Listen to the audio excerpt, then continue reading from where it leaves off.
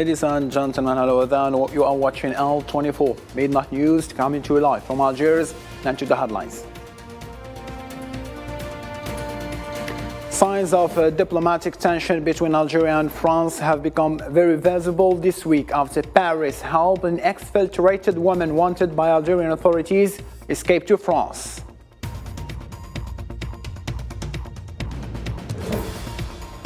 The death toll from the earthquakes that struck Turkey and Syria has climbed to about 20,000, a tally that is expected to rise as rescue teams are still searching for survivors.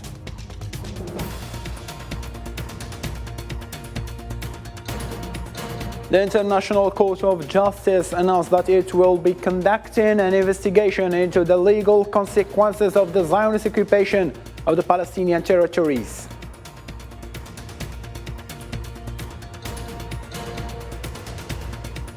And after balloon saga, Biden says that U.S. is not seeking conflict with China, and Beijing slams U.S. President for saying that his Chinese counterpart had enormous problems.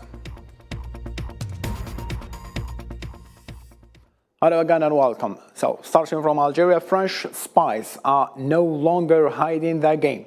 They are openly and overtly exposing their intentions. They are about to achieve their objective of reaching the point of no return in Algerian-French relations. Mohamed Katul. A woman exfiltrated to France, who is neither a journalist nor an activist, was invited 48 hours after her exfiltration to speak on French public TV channels. This move is yet an evidence that the French secret services have mobilized all their spies for an objective that is now crystal clear. Those people should know that if France considers reproducing in 2023 a scenario like the Bay of Pigs, it is completely wrong. Everyone knows that the French General Directorate of External Security has a plan which aims to undermine the Algerian-French relations.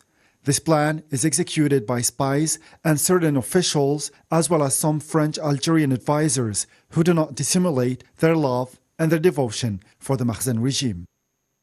It is a pity that everything that was undertaken by President Abdelmadjid Tebboune and his French counterpart Emmanuel Macron to open a new page between the two countries is falling apart, and that the break does not seem to be far away. In the same matter, Algerian President Mr. Abdelmadjid Tebboune on Wednesday ordered the immediate recall of Algerian ambassador to France, Saïd Moussi, for consultation on the secret and illegal evacuation of citizens, according to a statement from the president's office. Without considering any consequences or previous mistakes, France once again violates Algerian sovereignty, arousing firm condemnation and strong rejection across Algeria. On Wednesday, Algeria strongly condemned the secret and illegal evacuation of a citizen whose presence is necessary within Algeria's borders. This is bad timing for France to upset Algeria in a time where one thought a new page was opened after years of diplomatic tensions between the two countries. However, there was a ray of hope to better enter a détente phase in the relations between the two countries, and those relations are anything but normal. In compliance with a judicial order and according to an order from President Abdelmadjid Tebboune, Algeria immediately recalled the Algerian ambassador to France, Saïd Moussi, for consultations. For its part, the Algerian Foreign Ministry firmly condemned Paris' involvement in what it considered a violation of Algerian sovereignty, expressing Algeria's rejection of this move likely to deal a serious blow to Algerian-French relations. So the amateurish diplomatic incident that took place at the French General Consulate in Tunis would definitely have some consequences and would damage the progress that was made in the aftermath of the state visit of President Macron to Algeria last summer. France's move does not serve the new dynamic that the two countries' relations have reached. Its multiple mistakes made it clear that the country is determined to jeopardize its relation with Algeria by violating its sovereignty. France seems like doesn't want to have a normal relations between the two countries. And this is why I think these two questions are legitimate to ask. So why these incidents happen now and who is behind it? France, which is desperately in need for Algeria's resources, including gas, doesn't seem to be satisfied with Algeria's leading role on the international arena. To a different matter now, Algerian Foreign Minister Mr. Ramtan Lamamra participated in the 32nd Summit of African Peer Evaluation Mechanism, which is being held in a preparation for the 36th Summit of African Union Heads of State and Government in Addis Ababa on February 18th and 19th. Lamamra stressed during a speech Algeria's commitment to the objectives of the African mechanisms to promote governance, development, and well-being of African peoples.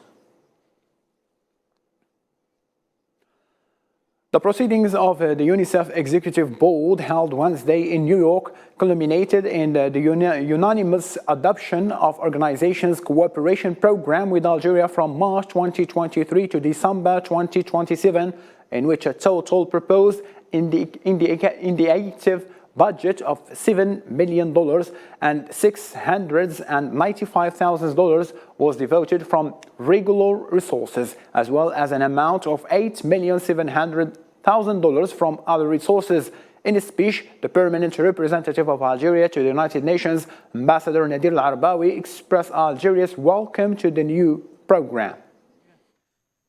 إن وفد بلادي يرحب بالوثيقة الجديدة. My delegation welcomes the new document of Algeria's national program for 2023-2027 period and highly appreciates the support provided by UNICEF, especially the team in charge of Algeria's program, to prepare this document, which is the result of constructive consultation and close cooperation among all parties and all stakeholders. We confirm our full support for the priorities agreed upon in this document, most of which are in line with the Algerian government's vision and plan for 2021 and 2024. The 2023-2027 United Nations Sustainable Development Cooperation Framework and the 2022-2027 UNICEF Strategic Plan. Also, Ambassador Al-Arbawi added that the agreed work program will contribute to supporting the efforts made by Algeria to achieve the goals of sustainable development, reiterating Algeria's strong will and firm determination to work with UNICEF and all partners. مما لا شك فيه أن برنامج العمل المتفق عليه. There is no doubt that the agreed plan of action will contribute to supporting the efforts made by Algeria in order to make progress towards achieving the goals of sustainable development, especially in the fields of education, capacity building, primary health care, and social protection. In this context, we would like to stress the importance of strengthening and intensifying cooperation and coordination as part of a fruitful partnership among all concerned national authorities, all the United Nations agencies and all partners to mobilize material and human capabilities for the genuine and qualitative implementation of the agreed and ruled results, especially since the level of specific goals is fully consistent with the level of Algeria's aspirations and the leadership of His Excellency President Abdelmajid Tebboune. And now opening the file of Turkey, Syria earthquake and the latest updates we do have.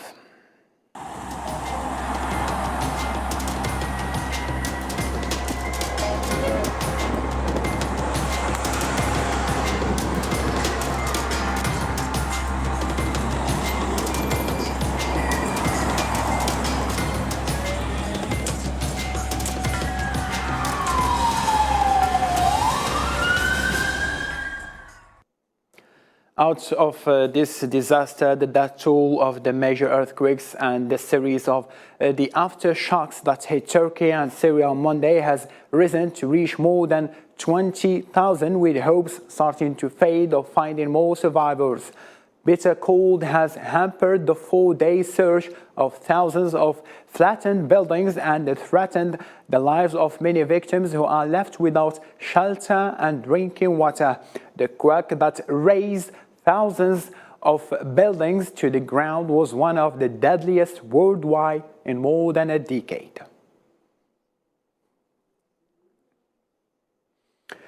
2 Algerian nationals were reported dead from the earthquake that hit Turkey and Syria on Monday and which has killed almost 20,000 so far. The Ministry of Foreign Affairs and National Community Abroad said in a statement issued on Thursday that the 2 Algerian victims are a father and his daughter, aged 44 and 13 respectively, adding that their bodies were found in the city of Iskenderun, south of Turkey.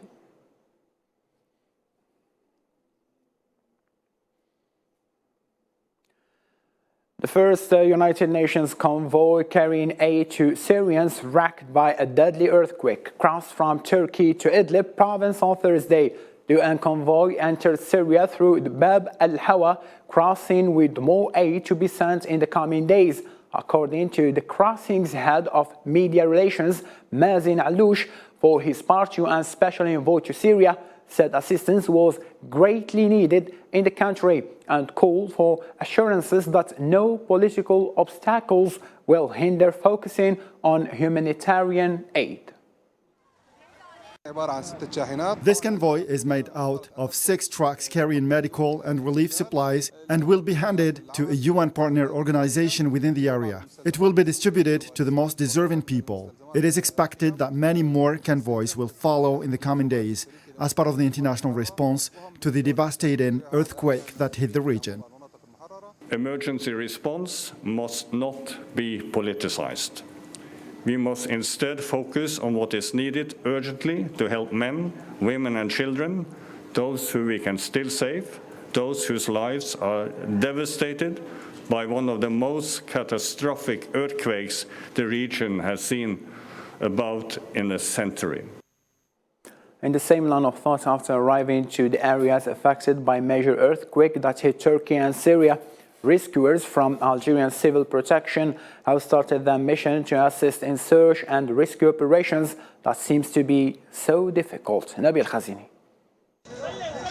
When it comes to life and death, every second matters. Here in Aleppo, these Algerian rescuers have a mission, a race against the clock to save any possible survivor. The scene is disastrous. It's the second day now, and Rashid is sifting through the rebels, but he hasn't found anyone alive. When a human being sees another in this situation, one extends a helping hand. Firstly, to save a life, and if this is not possible, we at least retrieve a body to preserve their dignity. The situation is too dire and the mission is too difficult. Finding someone trapped in the debris in the freezing weather is not easy. Up to now, the Algerian rescue workers have succeeded to save a life and to find 26 bodies in Syria.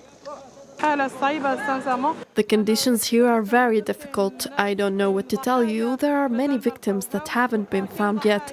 Some others have been found dead and some were found alive. The full scale of the multiple earthquake disaster in Turkey and Syria is still unfolding. The death toll from the disaster has now risen above 20,000. In Turkey, the Algerian rescue teams succeeded to save 12 people. They work day and night, this man says. They keep working to find my niece alive, he adds. With time passing by quickly since the disaster, at the scene there is always hope to find survivors from the underneath of the rebels.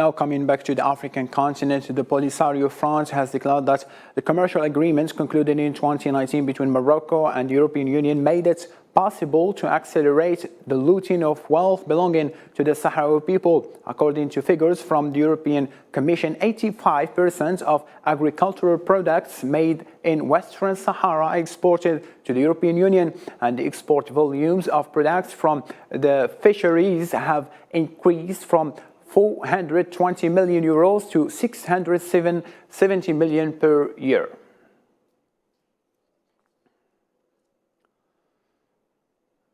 The president of Namibia reaffirmed his country's unwavering support the right of the Sahrawi people to self-determination and freedom, calling the United Nations to fulfill its crucial role in the question of Western Sahara. The Namibian president sent a congratulatory message to President of Sahrawi, Mr. Brahim Ghali, on the occasion of his re-election as head of the Sahrawi Republic and as a Secretary General of the Polisario Front, in which he reaffirmed his country's unwavering support for the right of the Sahrawi people to self-determination and freedom.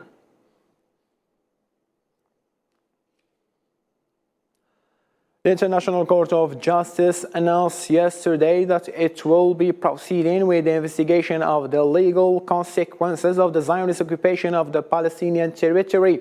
A deadline of 25 July has been set for written submissions by state bodies and organizations on the question of the Zionist occupation.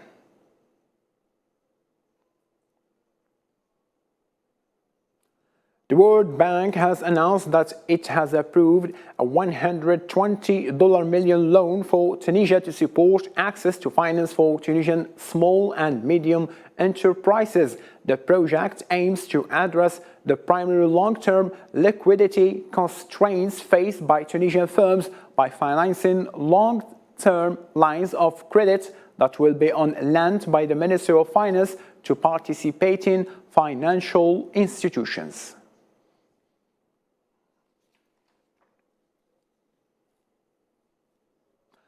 To Burkina Faso now, where at least 8 people, including aid workers and civilians, were killed in 2 attacks in central, eastern and northern western of the country. Local sources says that the attack on the village of Bikoro in the Bitu district lasted several hours. In another incident, other 9 people were killed when an artisanal gold mine collapsed in Burkina Faso's western Toy province. Now, in the European matter, Russian Foreign Minister Sergei Lavrov visited Sudan as part of his African tour to expand Moscow's influence. He met with Sudanese officials to increase economic and diplomatic coordination and infrastructure investment. Lavrov expressed support for Sudan's efforts to lift UN sanctions and praised the efforts to stop the spread of militants by closing the border with Central African Republic. The Russian Foreign Minister's visit is part of Russia's efforts to strengthen its influence on the African continent. Today, we've expressed the support to the decision taken by our Sudanese friends after getting in touch with the leadership of Central African Republic to block the transborder movement of terrorist groups between Sudan and Central African Republic. Regarding the agreement on the establishment of logistical support point for the Russian Federation Navy, it has been signed and it is in process of ratification, as you know. Ukraine's President Volodymyr Zelensky told the European Parliament on Thursday that his country's troops fighting Russian forces are defending Europe, as he urged more EU military support to help Ukraine in its war against Russia. Hassan Burkan. After Britain and France, Volodymyr Zelensky in Brussels to attend EU summit. The European Union leaders discussed the situation in Ukraine and considered expanding military equipment in support of Kyiv. Ukrainian President Volodymyr Zelensky called for more weapons to fend off Russia's operation and a quick start to talks for his country to join the EU. During the summit, Zelensky held a group meeting with the Prime Minister of Spain, Sweden, Romania and Poland, among others. For the first time in its history, the European Union provides military aid of such scale. And for the first time in history, it is working on, I believe, positive evaluation of internal reforms in the European country which is defending itself in this total war. And while we are fighting, we are also upgrading institutions. We are moving closer to the European Union. Ukraine will be a member of the European Union. Ukraine that is winning will be a member of the European Union that is winning. Zelensky also asked the EU for more sanctions against Russia, including in the IT sector, to curb Moscow's ability to produce missiles for the war. He told EU leaders that the EU will go down in history if they help bring peace to Ukraine and bring it into the European Union. Ukraine is pushing for membership talks to start this year and want to join the EU and NATO. Long-term peace in Europe will only happen when Ukraine gets victory and becomes an EU and NATO member. This is the kind of unity we managed to build today. The unity in the fact that the EU will be with Ukraine until the victory of Ukraine, and Ukraine will be part of the EU. At the end of the summit, Zelensky stated that he had heard from several leaders that they were ready to provide Kyiv with aircraft, hinting at one of the biggest shifts yet in Western support for Ukraine. Overall, the summit discussed Ukraine's situation and the EU's potential support for the country, with Zelensky pushing for more weapons and sanctions against Russia. NATO Secretary General Jens Stoltenberg is on a visit to Washington and met with his U.S. Defense Secretary Lloyd Austin and U.S. Secretary of State Antony Blinken. During his meetings, Stoltenberg discussed the ongoing conflict between Russia and Ukraine, NATO's expansion with the membership of Sweden and Finland, and the need for NATO countries to support Ukraine for the long haul. And he can end this war today by withdrawing his troops from Ukraine and coming to the negotiating table. But regrettably, we see no sign that Russia is preparing for peace. On the contrary, Moscow is preparing for new military offensives.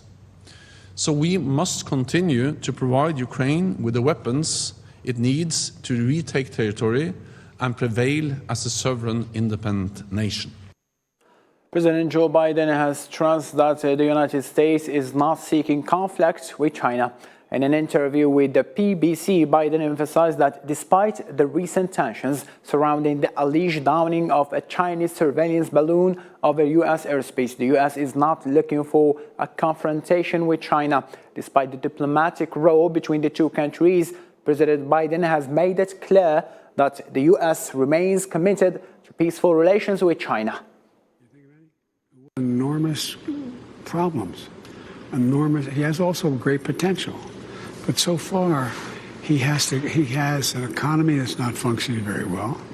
He's in a situation where he is, for example, everybody assumed that China would be all in with Russia and Ukraine.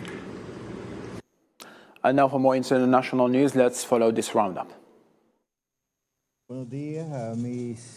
Some 222 inmates considered by many to be political prisoners of the government of Nicaraguan President Daniel Ortega have been deported and flown to the United States.